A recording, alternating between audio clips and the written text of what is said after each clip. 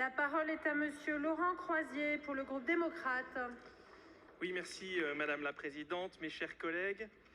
Électriciens, menuisiers, agents de sécurité, maçons, boulangers, vendeurs, conducteurs d'engins, cuisiniers, comptables, aides-soignants, métiers de la petite enfance ou de l'aide à la personne.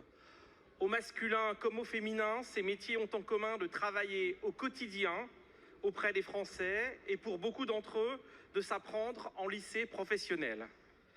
Les députés démocrates considèrent que la réforme du lycée professionnel, présentée jeudi dernier par le président de la République, est un enjeu majeur pour l'avenir de notre jeunesse et un défi de ce quinquennat.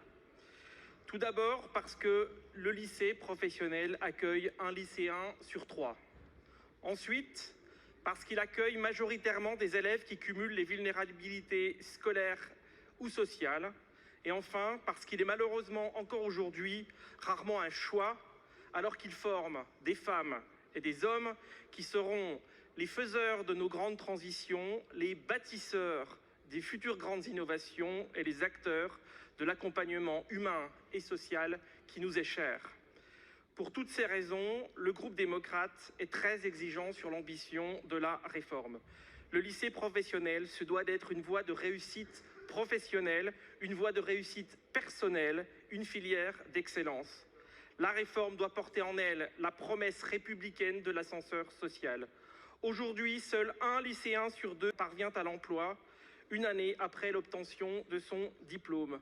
Madame la ministre chargée de l'enseignement et de la formation professionnelle, nous devons à ces jeunes un parcours vers la réussite. Nous leur devons l'égalité des chances.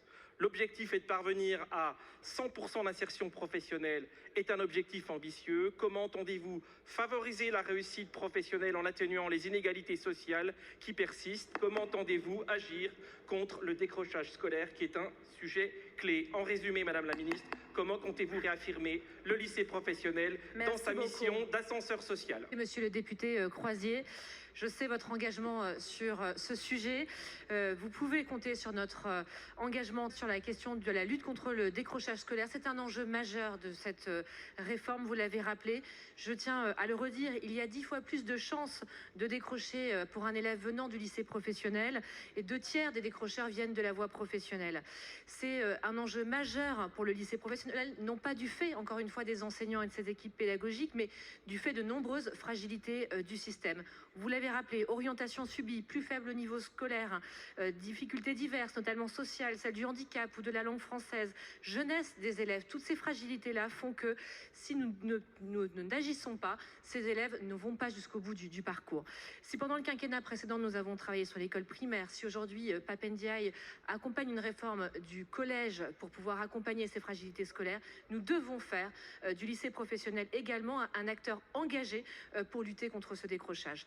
Ça passera par des moyens inédits mis sur le lycée professionnel, plus d'1 milliard d'euros par an supplémentaires mis pour le lycée professionnel, pour faire plus de petits groupes, pour accompagner mieux les fragilités scolaires, pour faire aussi plus d'options, accompagner des ouvertures culturelles, accompagner aussi de l'estime de soi, de la confiance en soi, accompagner aussi les stages et l'insertion professionnelle et notamment le mentorat avec un ensemble de partenaires qui vont nous accompagner pour mieux les préparer et puis organiser la lutte contre le décrochage avec les partenaires, École de la deuxième chance, EPID, Mission locale, tout ce réseau de partenaires qui très tôt peuvent venir nous aider à lutter contre le décrochage. C'est aussi travailler sur les stages, la qualité des stages, le réseau d'entreprises pour ceux qui n'en ont pas, travailler sur cette recherche d'entreprises dans lesquelles ces jeunes iront faire des stages et se faire des expériences professionnelles.